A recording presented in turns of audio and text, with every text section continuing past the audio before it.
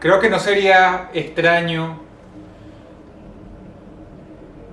que la gente sepa adivinar cuál es el nombre de una de las franquicias más poderosas de toda Japón. Cortesía de Nintendo, ni más ni menos.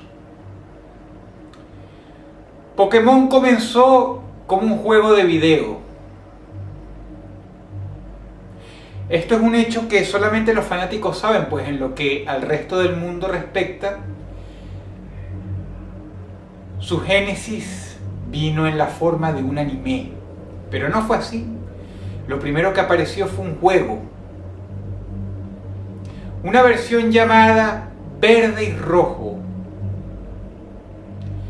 Eran los años 90 y las leyes en Japón eran muy melifluas con respecto a muchas cosas que después se endurecieron sobremanera y se persiguieron con una agresividad enorme. Y si uno conoce la historia o las historias detrás de todas y cada una de estas horribles, mórbidas anécdotas, uno entiende por qué las autoridades niponas se lo tomaron tan en serio. Las personas que tengan más o menos mi edad sabrán que se hacían muchos experimentos. Por ejemplo, los creadores de videojuegos colocaban lo que se llama Easter eggs, es decir, cosas curiosas a las que el jugador podía acceder.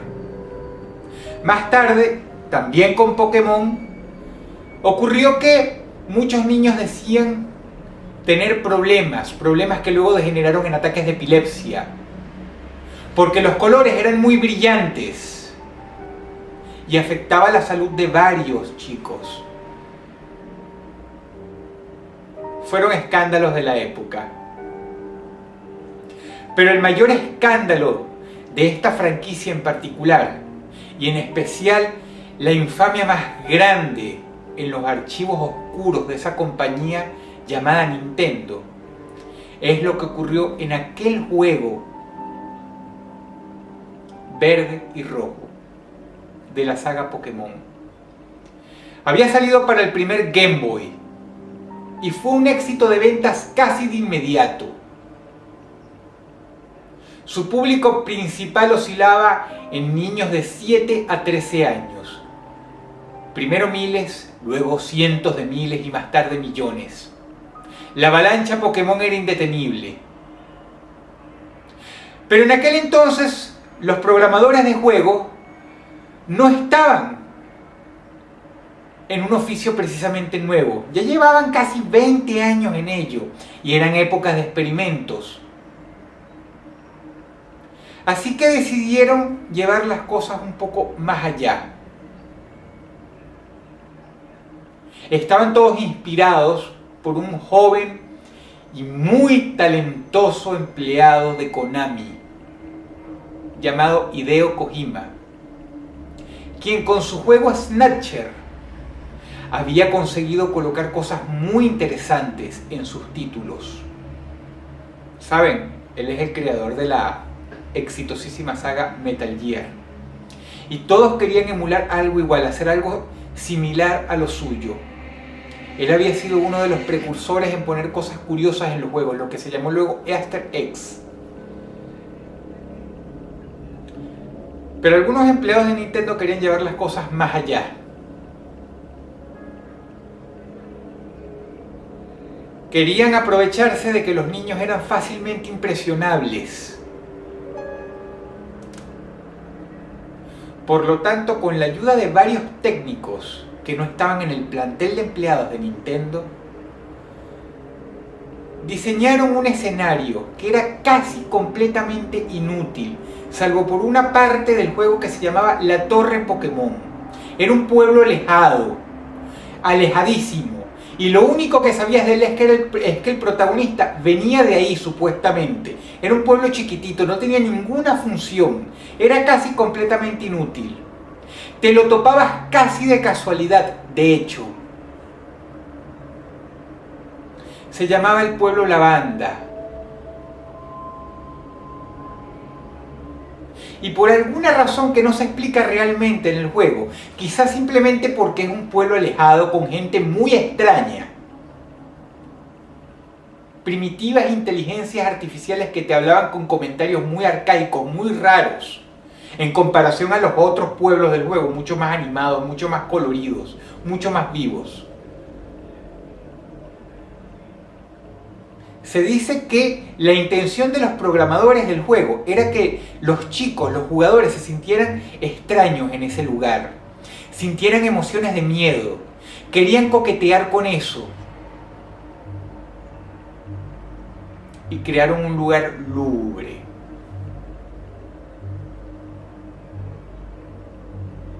Todo bajo la filosofía de a ver qué pasa si colocamos esto, a ver qué pasa si colocamos aquello. Total, no había leyes que amparasen al consumidor o la protección del consumidor.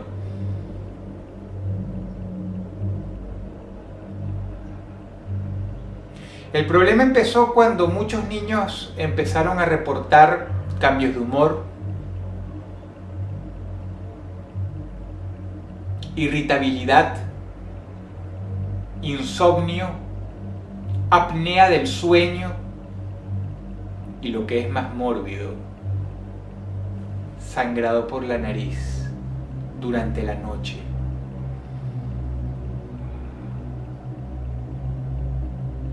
En un país de más de 100 millones de personas esto llamó mucho la atención, así que dense una idea de cuántos chicos habrá afectado. Las autoridades sanitarias tomaron lugar y empezaron a hacer su debida investigación, extrañadísimos por este hecho. No lograban encontrar una conexión ante una aparente epidemia. Y esto sucedió en la vida real, esto no es una historia. Eso es lo más horrible de esto. Sucedió en los 90, en Tokio y otras partes de Japón. Finalmente se realizó una asamblea de padres, y durante esa asamblea de padres, que duró más de 7 horas, según se reporta, casi por casualidad, casi por azares del destino, varios padres, un puñado de 5 o 6, encontraron una conexión, hablando de sus hijos a la salida, a las puertas. Y ante esa conexión llamaron inmediatamente a todos los otros padres y se les enfrió la sangre al encontrar que sí, que había una conexión. Todos los niños tenían Game Boy. Todos y cada uno de los niños, lo que es más todavía, tenían el juego Pokémon verde y rojo. Parecía algo descabellado, pero 7 coincidencias, 8 coincidencias, 20 coincidencias, 100 coincidencias, todos y cada uno de los hijos de aquellos padres tenía ese juego. Y así, cabezbajos, un poco apenados, pero con una prueba sólida en la mano, se lo dijeron a las autoridades sanitarias. Y durante varios meses, la venta del juego se paró inmediatamente. Y esto es verdad. Tanto fue así que meses después, Nintendo sacó un juego casi idéntico, con otra combinación de colores, otro nombre, pero era el mismo juego, casi idéntico. Pero el hecho es que revisaron el juego y todo parecía normal, porque los adultos empezaron a jugarlo para ver qué diablos era lo que pasaba.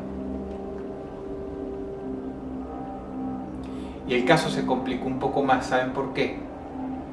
Porque entre los niños empezaron a haber suicidios.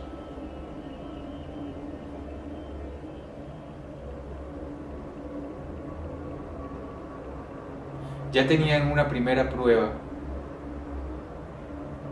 el juego, pero gracias a ello lograron encontrar una segunda conexión una segunda conexión mucho más siniestra. Por lo menos el 80% de ese grupo de niños dentro de la población afectada que se suicidó tenían un último save en el cartucho del juego de Pokémon. Un save en el pueblo Lavanda.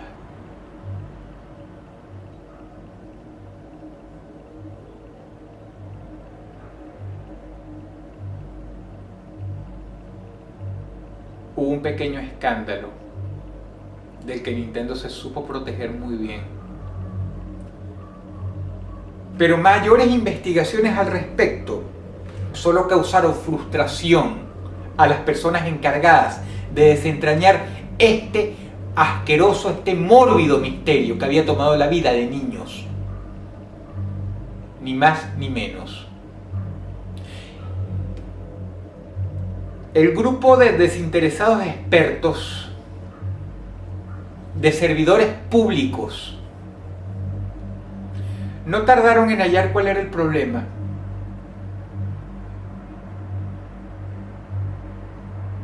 El pueblo Lavanda tenía una música muy siniestra, pero una música dotada de ciertas tonadas en distintos niveles de bajos y altos, que a estos adultos provocó en buena parte migraña. Y uno de ellos, o mejor dicho, una de ellas, una agente sanitaria, reportó haber tenido pesadillas esa noche.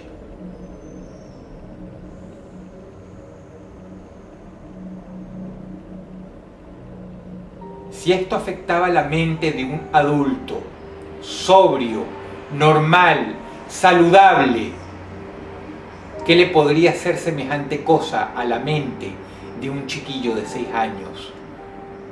No solo por la migraña, sino porque la música, aparte de ser tétrica, era además muy depresiva. Era algo que no tenía razón de estar en un juego de niños. Bravo por estos empleados de Nintendo. Querían hacer un experimento y vaya que hicieron un experimento. Y se asustaron muchísimo. Y Nintendo inmediatamente retiró el juego de los anaqueles. Pero como dije anteriormente, se supieron defender muy bien. Quizá lo que pone la cerecita sobre el pastel, la prueba de lo peligrosa que es esta canción del pueblo Lavanda, es que cuando sacaron la versión idéntica, lo hicieron con un pequeño cambio. La melodía del pueblo Lavanda ya no estaba en las nuevas versiones.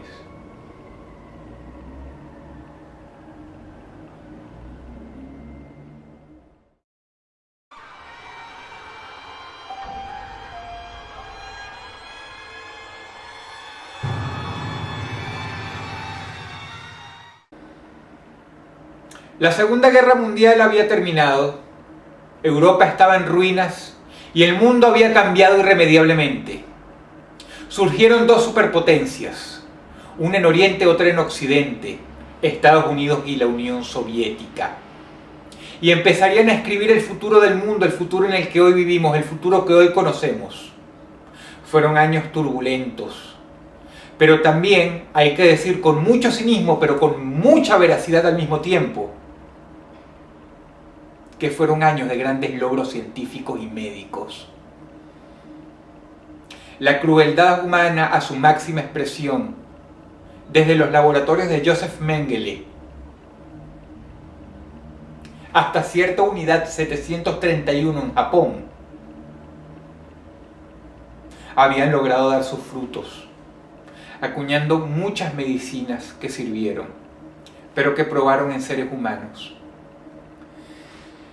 El caso es que la ciencia médica en aquel entonces estaba desprovista de una policía, un agente de buena fe que dijera, basta, hasta aquí. Estaba desprovista de ética. La ciencia médica hacía lo que quería, aun si eso significaba experimentar con humanos. Y fue lo que se hizo en la Unión Soviética, donde un buen día a un grupo de científicos se le ocurrió preguntarse ¿qué pasa con un ser humano cuando se le depriva del sueño permanentemente? Si tú buscas en Google, tú sabes lo que le pasa a un ser humano cuando se le depriva del sueño, pero en aquel entonces no. Todo lo que vayas a encontrar por la red es fruto del experimento, de la respuesta que dio aquella prueba soviética.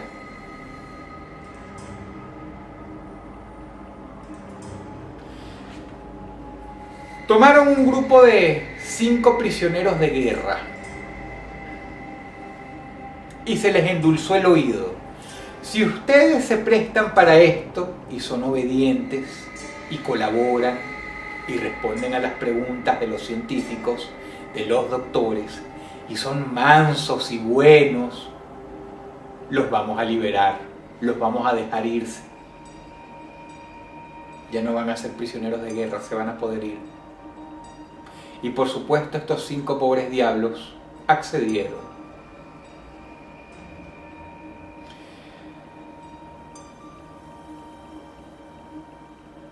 Era finales de los años 40. Por supuesto que no había un circuito de cámara cerrado. Eso no existía. Por lo tanto, cogieron una especie de cuarto muy grande, con sólidas paredes de concreto y sólidos ventanales de más de 15 centímetros de grosor, sellado al vacío, con oxígeno, a través de un tubo muy ancho que conectaba una boca en el techo de esa prisión. Por eso es que los prisioneros podían respirar. Pero ese tubo de oxígeno no es lo único que había. A un costado había otro tubo con un gas que impedía el descanso, que siempre manipulaba la adrenalina y manipulaba ciertos químicos en el cerebro que causan el mismo efecto que puede causar una bebida energizante. Por no decir, por supuesto, que todas las bebidas que le daban a estos prisioneros contenían estos químicos, pero en grados mucho mayores, para evitar que durmieran. Además, había un sistema de sonido muy alto, muy inhumano, con el que pondrían una música a todo volumen, un ruido insoportable. Si alguno de estos prisioneros, si alguno de estos conejillos de India humanos llegaba a alcanzar el sueño, se había preparado todo celosamente, se había preparado todo con una metodología fría, diseñado especialmente para que nadie pudiera dormir, y así dejaron a estas personas. La comida era escasísima. ¿Saben por qué? Porque el hambre mantiene despierta a la gente, causa ansiedad. Solo podían beber y tenían que orinar ahí mismo, en un inodoro colocado en esa misma celda grande. Estaba desprovista completamente de camas. Solo les habían dado material de lectura para que pudieran entretenerse y pasar horas y horas ahí. Horas y horas que devinieron en días.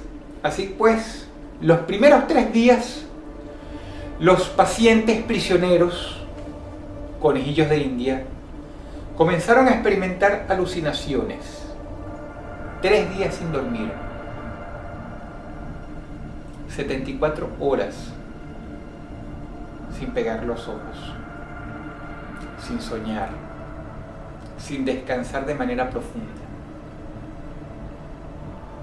Alucinaciones, visiones, cosas extrañas. por lo menos esto reportaban ver, cuando el científico agarraba el micrófono, encendía el audio con una palanquilla y preguntaba cuáles eran las reacciones. Esto es lo que le dijeron los pacientes. Y entonces los doctores atrás iban anotando los datos con una horrible curiosidad, desprovistos de toda ética humana. Pasaron 6 días, estaba a punto de eclipsar la primera semana. Las alucinaciones se habían hecho bastante peores. Y ahora los pacientes estaban haciendo cosas extrañas, como por ejemplo caminar enjaulados como leones o dar vueltas sobre sí mismos. Uno había pasado más de 8 horas en un costado de una esquina, viendo a la pared, haciendo así, meciéndose, mientras que otro se abrazaba las rodillas en el suelo y también se mecía, y el otro caminaba hasta que se quedó toda una noche así, toda una noche de pie así, viendo a la cámara del cuarto, al vacío, a la nada, al techo, con la mirada completamente extraviada.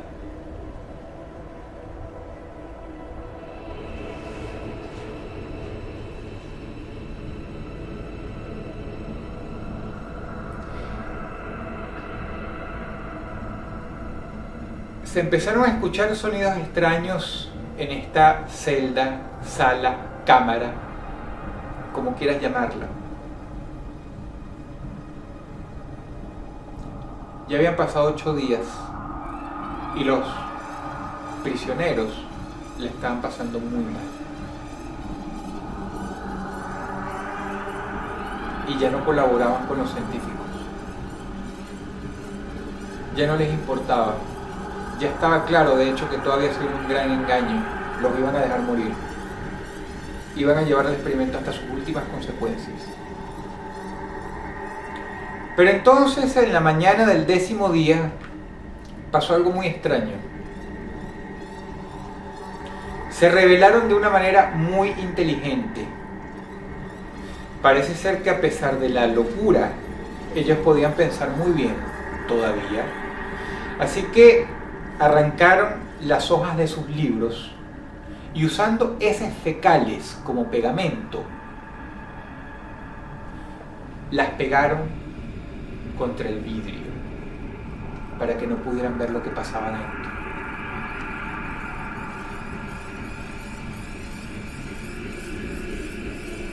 Le habían hecho un jaque mate muy bonito a los doctores, quienes no querían detener el experimento. Así que empezaron a escuchar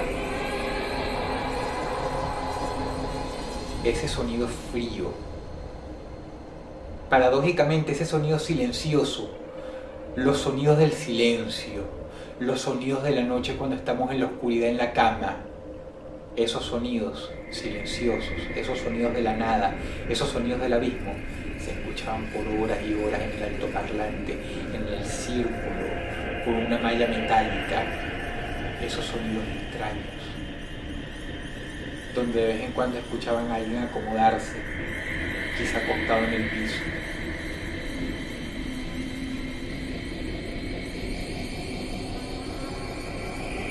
Habló uno de los doctores, uno de los jefes, y dijo: vamos a abrir la puerta, por favor colaboren, porque de así hacerlo vamos a liberar a uno de ustedes. Acompañado por 2 soldados, el hombre fue y abrió la recámara.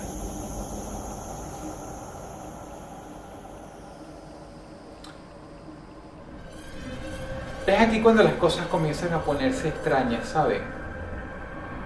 Es aquí cuando lo que sucedió aquella vez desafía toda la lógica posible.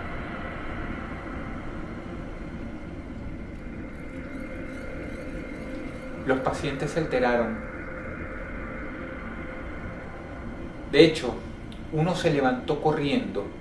Primero se arrastró como un animal, de rodillas, y se escuchaban sus huesos en el pavimento, ta, ta, ta, ta. Y después, como una araña, saltó sobre uno de los soldados, quien estaba bien protegido, pero no contaba con que, más allá de la armadura, la dentadura sobresaliente del desnutrido paciente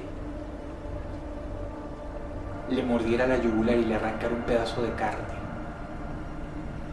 ¡Ra! Como una tira de piel. ¿Cómo diablos podían tener tanta fuerza? ¿Cómo diablos podían sacar tantas energías después de haber estado tanto tiempo sin dormir, tantos días? Era imposible.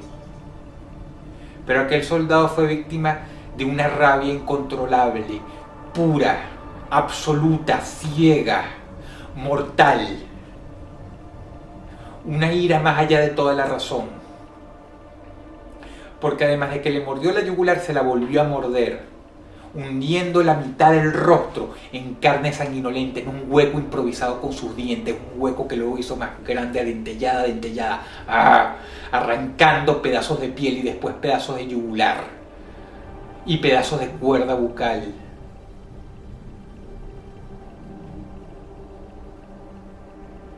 El doctor, lleno de sangre, salpicado, gritó histérico, mientras que los demás soldados ejecutaron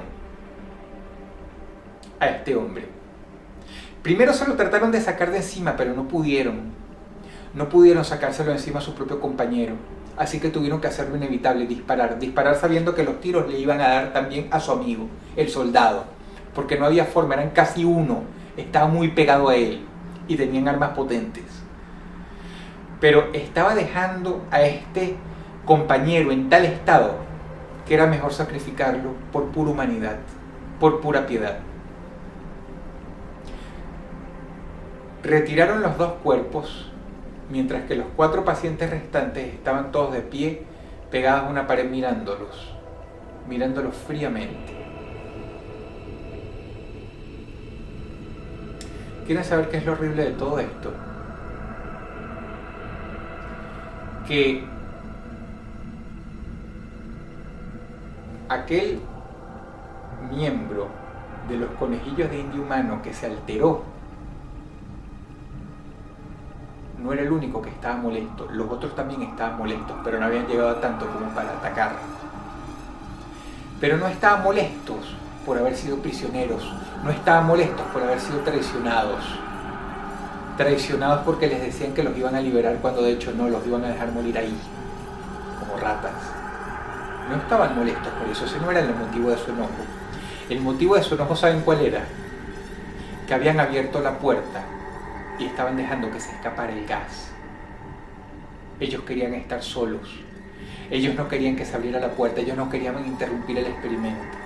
Ellos de hecho tenían miedo de dormirse, por alguna razón. Así que volvieron a cerrar la puerta y hubo un diálogo entre otro de los pacientes y uno de los doctores.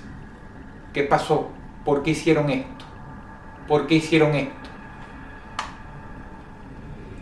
Pero el paciente que había sido elegido por sus otros compañeros para hablar, lo único que se limitó a decir fue: no corten el gas. No corten el gas. Queremos estar aquí.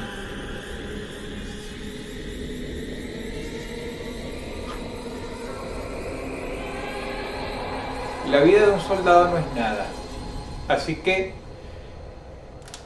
la junta militar que gobernaba Rusia, en aquel entonces la Gran Unión Soviética, no tuvo problemas por uno de sus directivos en que los doctores continuaran el experimento. Así que pasaron 20 días.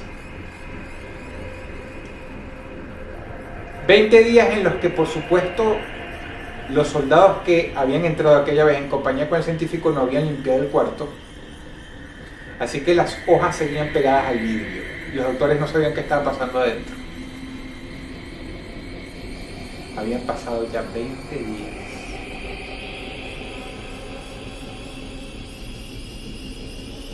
Y muchos días desde aquel ataque. Los suministros de agua seguían llegando, pero ya de comida no. Y sin embargo sabían que estaban vivos. ¿Saben por qué? Porque la respiración se escuchaba.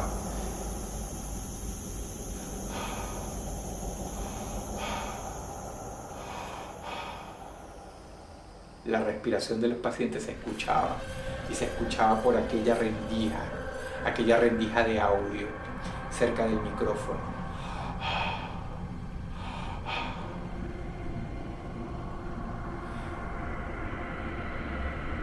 Y entonces uno de los científicos preguntó: ¿están dormidos? ¿Están dormidos? Respondan, pero no contestaban nada.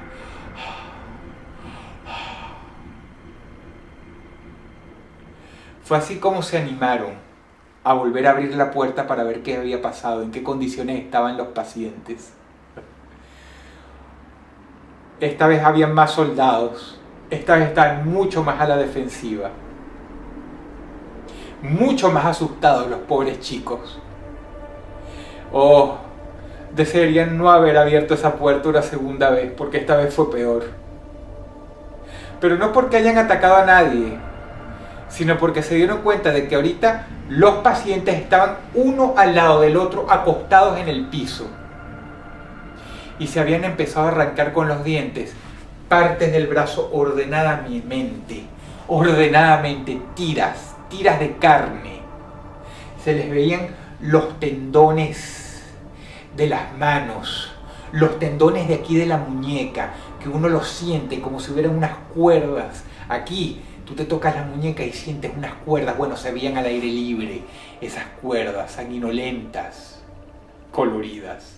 Se habían empezado a arrancar así, como si trataran de suicidarse con los dientes. Pero no se estaban tratando de suicidar realmente, simplemente estaban comiendo. Uno se había carcomido el dedo índice hasta acá. Había devorado todo, uña, carne, y solo el huesito se movía distraídamente contra el suelo. Uno, de hecho, había conseguido quitarse sus propios párpados, no solamente para alimentarse de algo muy suave y tierno, sino para evitar dormirse. Otros se habían arrancado piel de las nalgas. Otros se habían arrancado la piel suave de las axilas. Otros habían masticado sus propias rodillas y se les veían los huesos de la rodilla, bien sanguinolentos, en charcos de su propia sangre y a veces su propio pus, porque se estaban infectando. Se habían comido las uñas enteras y lo que permanecía era pura carne de los dedos. Uno se había comido sus propios labios y se le veían los dientes así. ¿Y quieren saber lo mejor de todo? Estaban despiertos. Despiertos, haciendo así con los ojos, viéndose unos a otros, o viendo al techo. El que no tenía párpados movía los globos oculares, resecos, a todas partes, pero estaba despierto.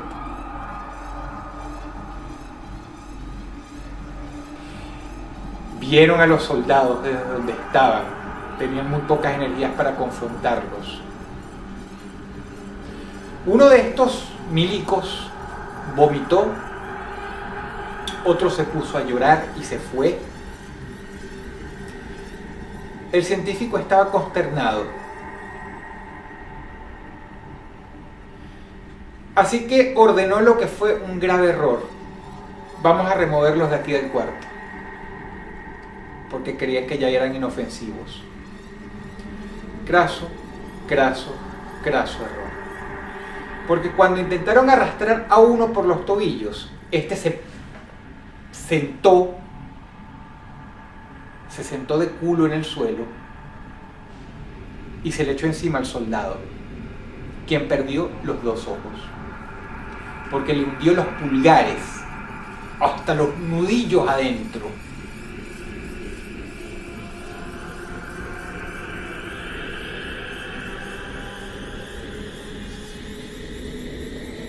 Los otros soldados se le echaron encima, apenas lograron controlarlo y apenas lograron dispararle y matarlo.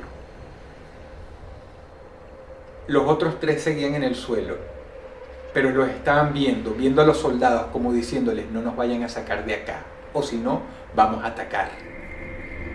Uno de ellos consiguió musitar entre su falta de labios, con los dientes así: cierren la puerta, cierren la puerta. Pero los soldados no querían cerrar la puerta. De hecho, el experimento ya se había acabado oficialmente. Llamaron a más. Y entonces los pacientes, como despojos de carne, empezaron a levantarse, prestos a atacar.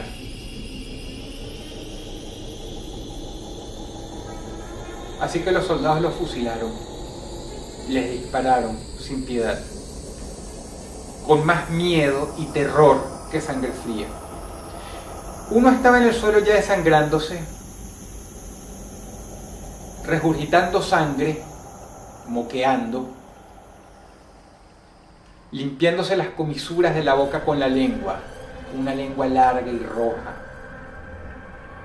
los ojos enrojecidos, respirando profundo, no para intentar ganar aire atragantado con su sangre, sino para intentar absorber el gas que los mantenía despiertos.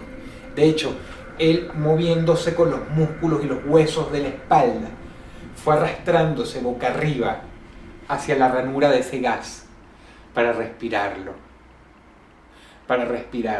dejando un rastro de sangre de varios metros que había dejado su cuerpo, desde donde estaba en el suelo con un disparo en el estómago hasta allá, la esquina de la pared. El científico, anonadado, horrorizado más allá de las palabras, simplemente consiguió gemir: ¿qué diablos eres? ¿Qué diablos eres tú?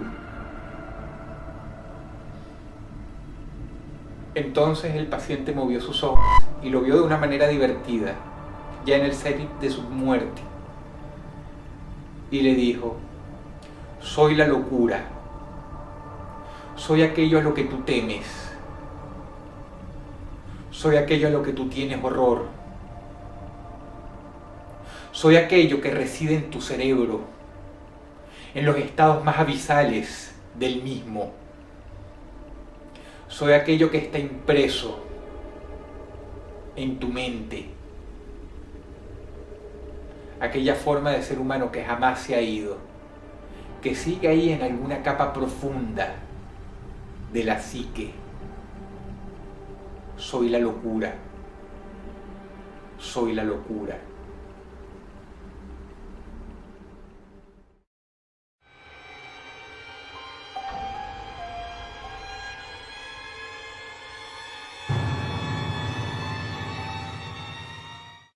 Eran los años 50. No había PlayStation, no había Nintendo, no había Xbox. Los niños pequeños se divertían de maneras distintas. En aquel entonces, ¿saben qué hacían? Iban a parques de diversiones. Eran mucho más sociables.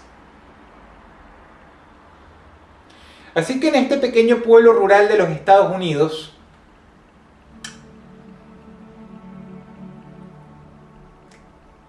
los chicos hacían sus cuitas, sus pleitos y su propia juventud en este parque que quedaba aledaño a un bosque que llenaba este parque de hojas otoñales siempre secas. Todo el camino, toda la grama, todo el pavimento era sembrado con una alfombra de hojas secas. Y los niños iban a los columpios o a la rueda.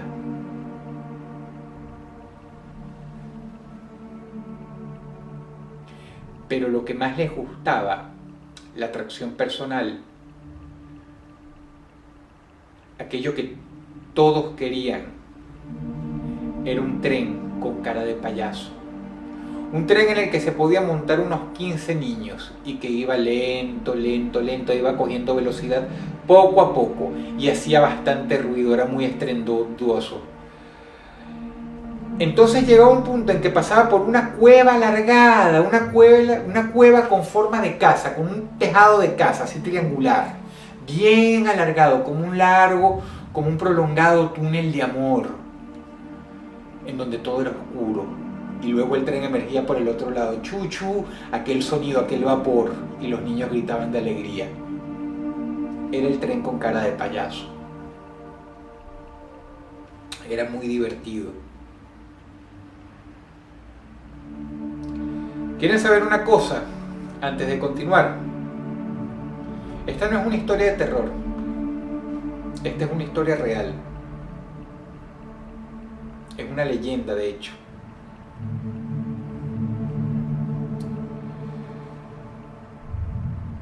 Era muy difícil lastimarse en el parque más allá de un raspón en la rodilla, en el codo o un ojo morado, por cualquier causa. Pero el tren era distinto, porque si bien no iba tan rápido, era un sistema primitivo. De hecho, el gas que lanzaba por la chimenea era tóxico, pero esto no era algo que importaba. No, realmente en aquella época, aparte era el aire libre, no llegaba a intoxicar a nadie lo suficiente.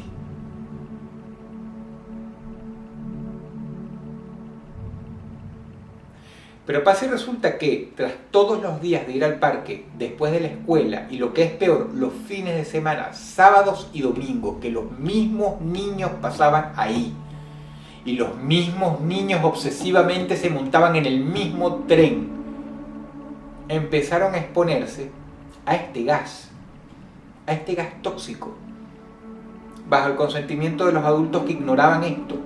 Era como los juguetes con plomo. Cuando salieron nadie sabía que eran venenosos. Esto era exactamente lo mismo.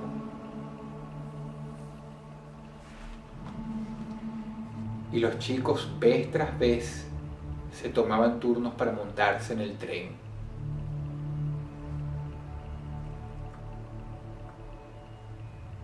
Era el placer del día. Y todos reían y reían y reían. Y se divertían y la pasaban muy bien. Hasta que el tren falla. Y como las coincidencias a veces son muy malditas y muy de la vida real, el tren falla y se detiene dentro de la casa, de aquella cueva alargada, ¿saben? Ahí en el medio. ¡Chum! Se detiene lentamente, lleno de niños. Y con la chimenea echando humo, echando humo, echando humo. Y los niños se ríen, incautos, ignorantes ellos. Y por supuesto, mariquita al primero que se le ocurra bajarse. Además estaban todos a oscuras y gritaban y se reían. Era algo emocionante. Para aquello que los adultos es un fastidio, un embole, un error, para ellos es emocionante, como cuando se va la luz y uno es niño. Era lo mismo, pero 10 veces mejor. Y se rieron y se rieron y se rieron hasta que las risas empezaron a apagarse lentamente. Lentamente. Al cabo de varias horas viene una madre corriendo al parque. Y viene corriendo no porque ya sea hora de buscar a su niña, sino porque varios niños, aterrorizados y llorando con lágrimas en los ojos, hicieron lo que se les había prohibido, salirse del parque a correr por la calle. Pero lo habían hecho con una buena razón, estaban llamando a algún adulto. Y la primera adulta que concurrió, fue ella. Entraron con linternas a la cueva, porque nadie hablaba. Pero cuando el primer adulto, el primer papá, puso un pie adentro, con la lámpara, empezó a toser y se tapó la nariz. Y es ahí cuando el terror sobrecogió a todos los papás que estaban detrás, porque ya sabían lo que había pasado. El gas de la chimenea del tren. Gritaron, la policía llegó. Llantos, lloros histéricos. Los niños habían muerto. Se habían quedado dormiditos todos dentro de aquel túnel.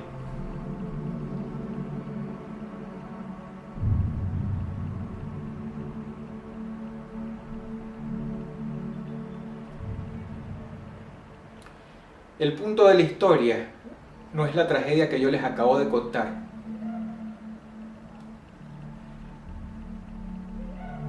El punto de la historia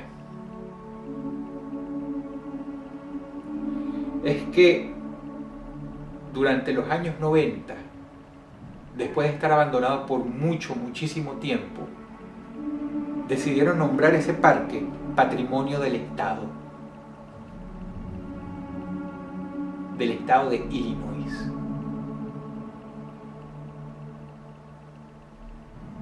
Y para celebrarlo a la manera americana, restauraron los columpios, las ruedas, los caballitos, el carrusel, un parque chiquitito y muy familiar. Y por supuesto restauraron el tren con cara de payaso.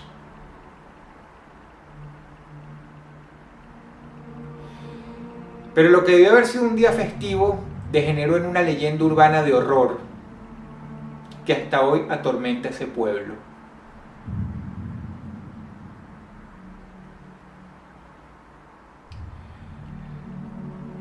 Porque cuando varios de los adultos en guasa y en broma decidieron montarse en el tren para hacer el primer recorrido en más de 40 años,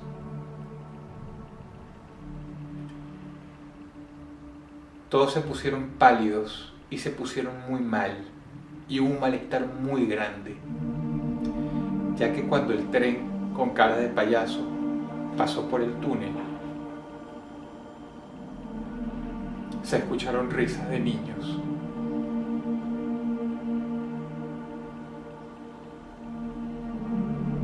Y todos los pasajeros que iban lo oyeron.